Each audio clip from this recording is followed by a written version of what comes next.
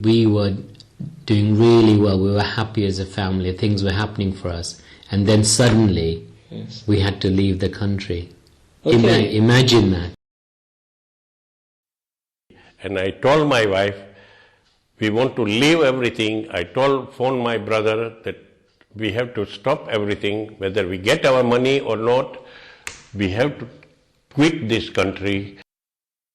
The thing is, most of our family as well made Uganda or Kampala as our permanent home. So we thought we would never go anywhere else except be in Uganda. Dad came in from work very early and said, look, I've been told that something's going to happen, and then we can hear the tanks, the army, bullets flying, bombs going off. And we were told, because we were young, Dad said, under the bed. Yeah, we were told to hide under the beds with a little candle burning. We were crying because I can still remember we were frightened because we didn't expect anything. It was quite scary because there was loads of army trunks going up on because we lived on the main road. There were loads of army trunks coming onto the main road. A lot of army people with guns. Windows had been put on, like my parents, my uncles and my father boarded up the windows from the outside to make sure we were safe inside. There was curfew put on so that we didn't have lights and we couldn't go out after a certain time. So everything started happening just after the announcement. 6 or 7 years of age. I don't remember very much about the journey. All I know is we were leaving the country, and I remember wearing my favourite yellow dress and the excitement of getting on a plane, because I'd never been on a plane. I was 8 and a little bit. Family's feeling was obviously shocked because they've known nothing apart from Uganda and India, and all of a sudden we were coming to a country we don't know nothing about. But we had no choice. We had to come. I specifically remember my younger sister had a favorite doll, and she said to her home that this is mine. I'm going to take it with me. She used to hold it all the way through in the coach at the airport. She held this big doll that she had, right? And the army person grabbed it from her and took the head off and wanted to see whether we were smuggling anything inside this doll's head. They were looking for, basically they wanted all the money or gold that the Indians had collected. And they came into the coach and they said, okay, whatever you got, let us have it. But one person, there always has to be one, there was one person who had a chip on his shoulder and thought he was bigger than them and started having a go. And he was like refusing, and he was creating a problem for everybody else. And we're trying to stop, well, my dad's trying to stop it. And the main person, the leader of the rebels turned around and said, where's your family? And he was on a high, so he pointed his family out. And he had a 16-year-old daughter in there. This is bad. I can remember this. 16-year-old daughter, they took her outside. They took the family outside. And in front, because he was lippy and he didn't want to cooperate, they raped his daughter in front of him. My dad saw what was going to happen, and he looked at me, because my sister was with us. She's older than us. She was, I think, 7 years older than me. She was about 15, 16 at the time. Yeah. My dad looked at me and my brother and says, get up. Yeah. And I said, what? He says, get up. Shield her.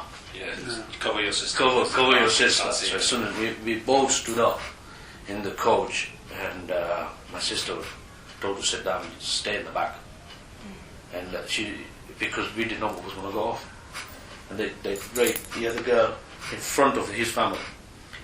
And they took her away? They took her away. Nothing they could do. Nothing anybody could do about it. Nothing. And the guy pleaded, cried and did whatever. Just didn't want to know. So while everybody was expelled, all the Asians, I was given the exemption to stay. And I had actually good job there in the university, and but politically the things were not very good. Actually, the people were disappearing, and from the office where I was, actually they took one man who was African, and he disappeared, and nobody knew where he was. So the people were disappearing, and they were stopping people and asking for money and all that sort of thing. So I decided to resign and came over here. So my brother had to go to India.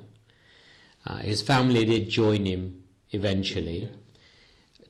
Two of my brothers were studying there already, because that was a tradition from Uganda to go to India. And my parents, who were citizens of protectorate, Commonwealth citizens, but I often say to my children, or when we talk about it, that if here, we have to move house, it gets stressful, or the car breaks down, or fairly minor setbacks, you think, what are we going to do? Yet our families had to uproot entire communities, go to the airport, leave the cars there, leave their life saving there, from being very significant, influential, sometimes very rich people, to come here and then be really nothing. What was the reaction from the host community? It wasn't good, actually. It really wasn't. I know you must have heard this before, but when the Leicester Council put the advert in the press, and Uganda press, don't come to Leicester.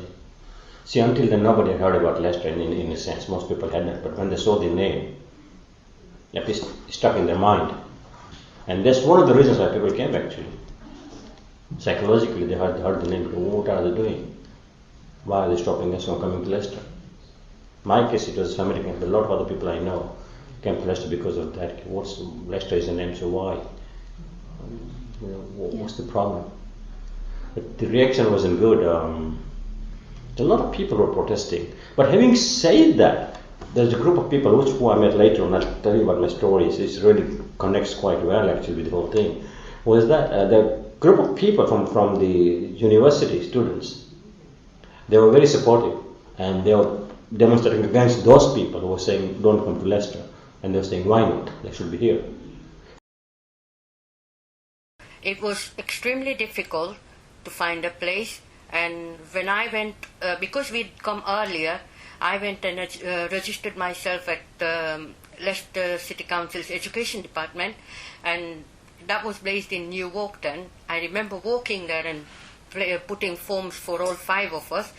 My brothers and sisters found it easier, but I was at an age where I was about age here where people start their GCSEs and GCE O-levels and CSEs. So they thought it would be difficult to take people like me on into education. Obviously, because I was on the top of the list, they had to give me a place that was found first. And I was sent to a school which was quite far away from my home, Hamilton Secondary School, which is now Hamilton Community College. It meant we had to catch 2 buses in the morning, get out of the house at about 7 o'clock in the morning. Now that first winter, when it's dark and cold, that bit hit us hard. That we had to wear all these extra layers of clothes that we'd never heard of, the gloves, the winter boots, and the snow, deal with it, the snow, and then to catch 2 buses to get to school on time, from all the way from Highfields down to City, then from City to Hamilton. It was really difficult. There were about 5 of us from Uganda who got placed at Hamilton School, about 5-6 of us.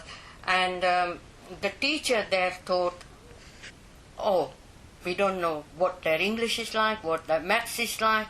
So in the first couple of weeks, they tested us and saw how we wrote, handwriting, and they thought, wow, these people have a very high level of education. Our math standard was lot better than children who were already learning in our year group. Our English standard, the grammar and punctuation was of a very high standard as well. And they thought, wow, these people can bring the standard of our school up. So following couple of weeks later, they had a whole load of more Asian children coming to Hamilton School. This is interesting. This is where the community spirit comes in, because a lot of people we knew in Uganda came to Leicester as well, so as a group. So we found very quickly we got in touch with each other, because that was our main support system. And my brother's friend, he was well settled here. His brother-in-law had quite a few houses here. He had come here a long time ago. So he had a house for rent. So he just got in touch with them. He just came to see us. Yeah, that's the house for you if you want. It's a good house actually. You see, it was a 2 up, 2 down. Yeah. But still, that would do. That's how we got it through the community connections. We rented it from him for quite some time, maybe 3, 4, 5 years. That's how we got the house. But the council would not give us any house at all to begin with, because they had made it very clear that they will not give Ugandans any support. Not only that, from the camp we were told, we said we're going to go to Leicester. They said, well, if you want to go to Leicester, they will not help us, because that was an area which was designated as a no-go area for Ugandan nations. If you want to go. And what was your first impression of England when you came here? Very cold. Got off the plane, very cold. What month did you come in? I think it was between August and September time. Can't exactly remember, but it was August time. No, we didn't have too many warm clothes, but obviously sister knew that we were coming, and she'd rustled up a few things.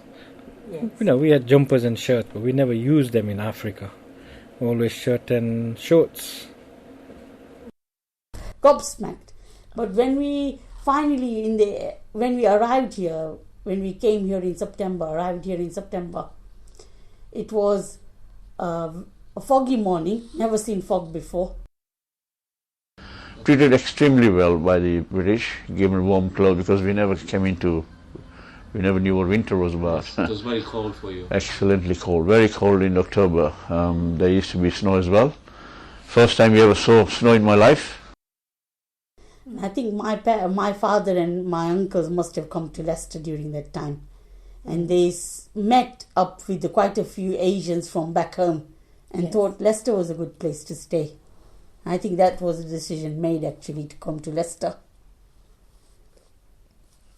And that was because there were people already some of them had started moving here. Yes. So it was just a community pull. You come to a strange place, and you always look for if there's a friendly face that might pull you. So that was the other people that came back from the same city, from Uganda, from Kampala, from Jinja, from Ugazi. They met up here and they said, oh, it's a nice place, come over to Leicester. We started settling in. We got some properties on rent that we might be able to show you.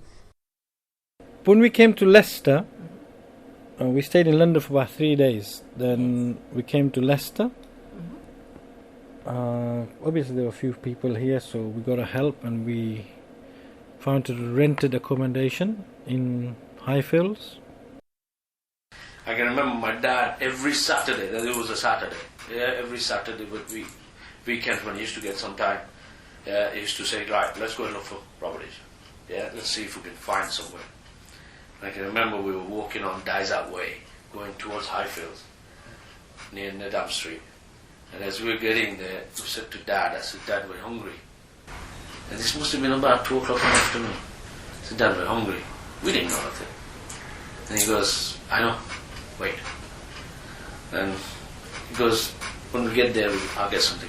10 minutes later, Dad, come on, we're hungry. And we're starving. He goes, okay. He goes into a grocery shop, buys an apple, 1 apple. Because he couldn't afford anything else. He buys 1 apple. And he cuts it into 4 pieces. And you all share it. he doesn't eat it. He doesn't eat it. He gives it to me, my brother, my sister, and he gives it to my mom. My mom don't eat it. It's a tough time for us. And then we don't realize this. I can remember it now, what had happened. And just to fill our stomachs up.